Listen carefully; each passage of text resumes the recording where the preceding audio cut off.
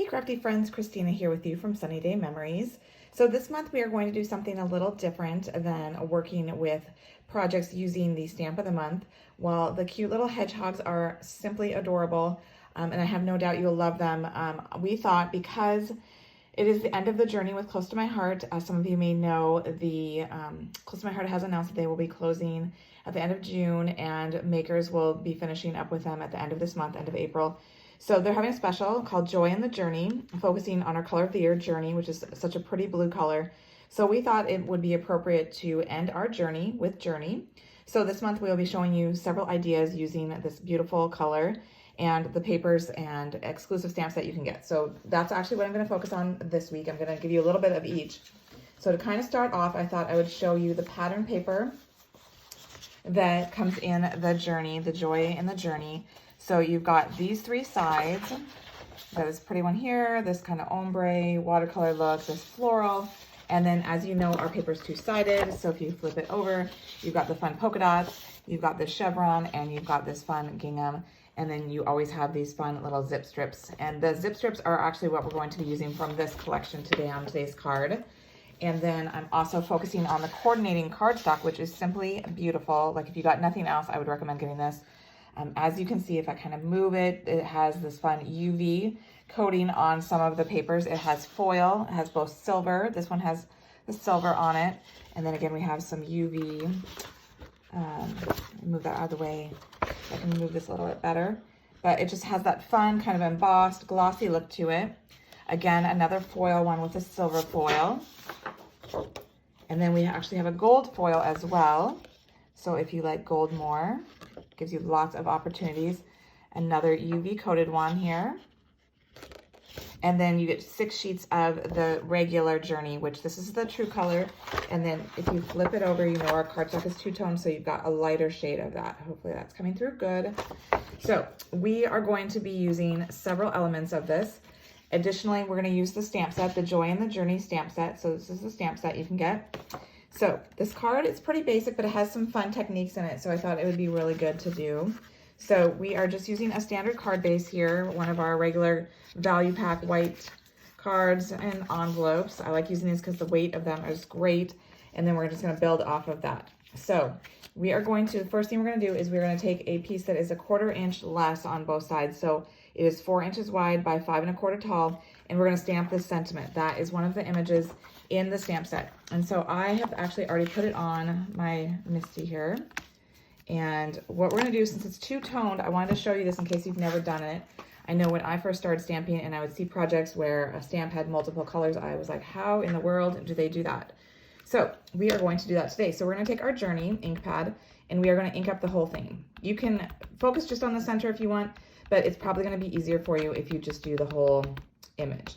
And then what we're going to do is we're going to take the black ink and we're going to take a sponge dauber and we're going to just tap that to pull the ink, and then we're just going to tap over the letters that we want to be black.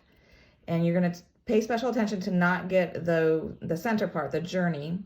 So that way the Journey stays the Journey color. And then we'll go down here and get the bottom of this sentiment, also black. Okay. And then we're just going to go ahead and flip it over. And hopefully I've got it good. Just kind of rub it a little bit, make sure I get good contact. Sorry, I'm shaking just realized I'm shaking the camera. Apologize. Okay, not bad. All right, so I'm gonna pull that out because the next thing we're going to do is we are going to cut a circle in it. So almost like you're gonna do a shaker card here, and that's for us to go ahead and let that fun coordinating cardstock pop through. So I'm going to go ahead and put this where I want. I'm kind of centering it. I'm kind of a little over to the left just a little bit since I'm doing my cluster here on the right. So I'm going to use some of our masking tape to hold down my circle die, and then I'm going to run it through the die cutting machine. Okay, so I've gone ahead and run this through my die cutting machine. So now I have this circle. So I'm going to actually save this circle because I'm going to show you something you can do. You can reuse it on another project, but we're going to actually reuse it on this same card here. So then what I did is I took, like I said, the zip strips that I had, and I cut down 2 of them. I have one, they're already 1/2 inch wide. So I did one at 3/4 inch tall and the other one at 1/2 inch. So it's a perfect square. So what we're going to do is I go ahead and I line the 2 of them up together. so that the bases meet each other. Grab your scissors, and then you're gonna do a little snip in the center, and then you're gonna come from each corner. And by doing them both at the same time, you're gonna get the same little angle for your little notch. And, oops, I didn't get quite all the way. Let me grab my scissors again. And there you go. So now we've got two little pennants, perfect because they have the same angle.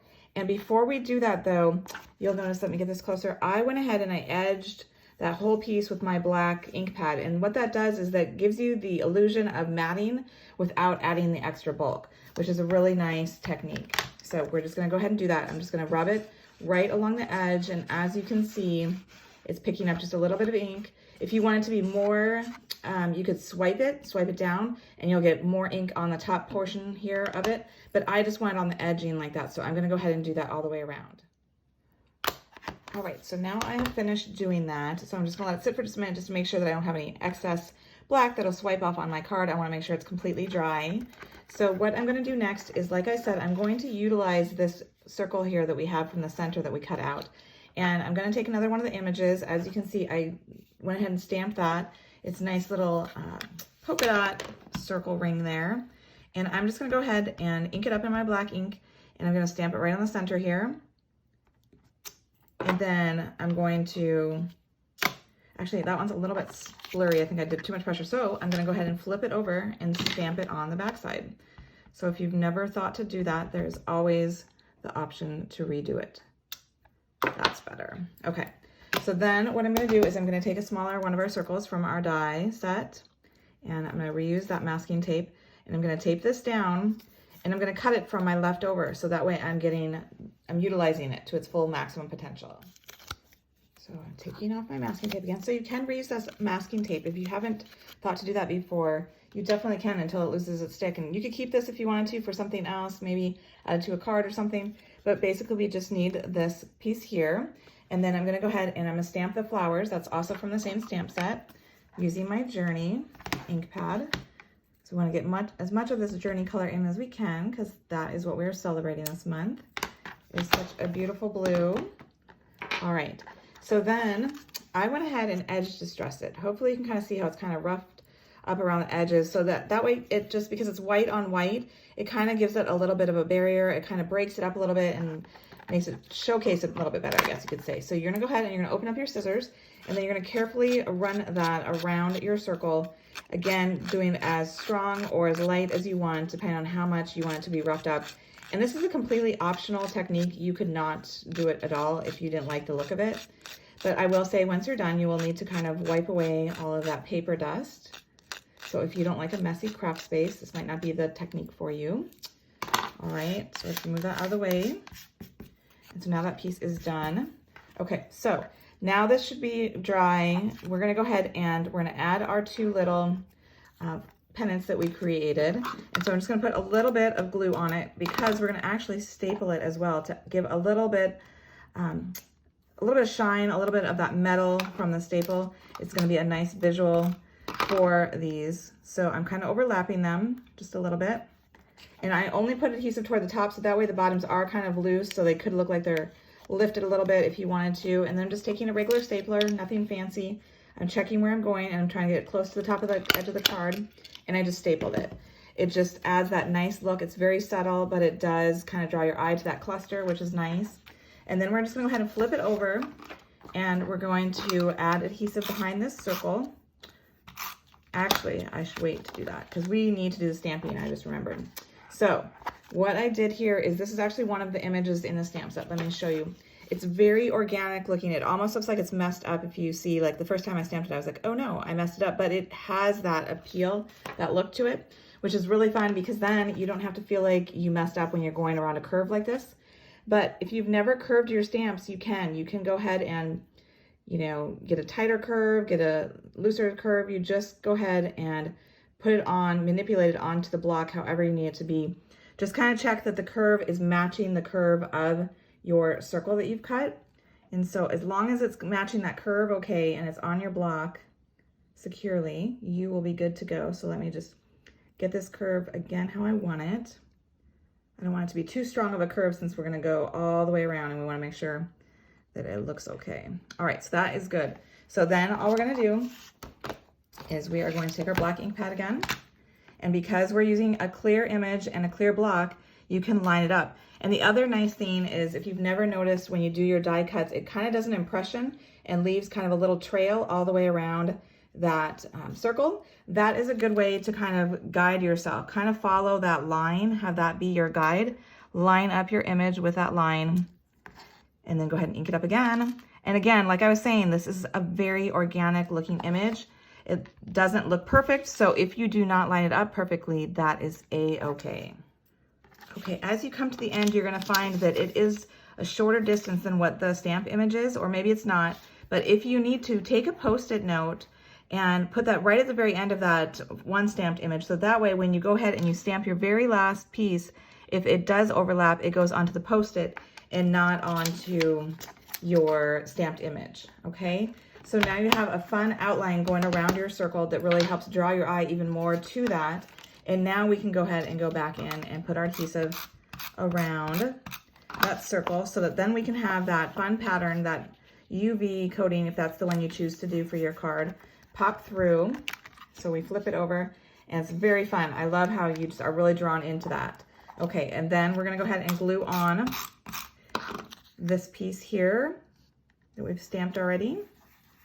And then I have gone ahead, we do have a heart image in it, the large one. I used our new die. It's not the same, but since we kind of have an organic feeling already with the stitching on there, I cut it with that as well, our decorative shapes. And then I'm just gonna go ahead and put that there.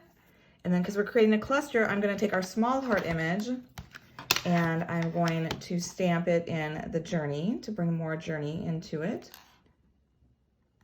Just like that. And then the final step then is to go ahead and glue it onto the card base. And I'm actually going to pop it up a little bit just so, because, especially because we have that staple, I don't want that pressed up into my card. So by using some 3D foam, I'm giving it some distance. And it also is a little bit more visually pleasing to have it be a little bit away since it's white on white. And that, since we did put that black on there, it does help create kind of a little bit of a border as well. I'm just gonna put one more piece, I think, here. A long way, like that.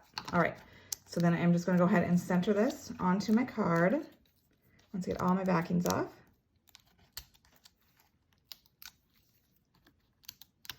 And there we go. So make sure you've got your fold on the correct side. And go ahead and center this so there's a slight white border that's equal on all sides. And there you go. A really fun card that showcases our color of the year journey and it features some fun techniques in it as well. So I hope you've enjoyed it. And until next time, stay crafty.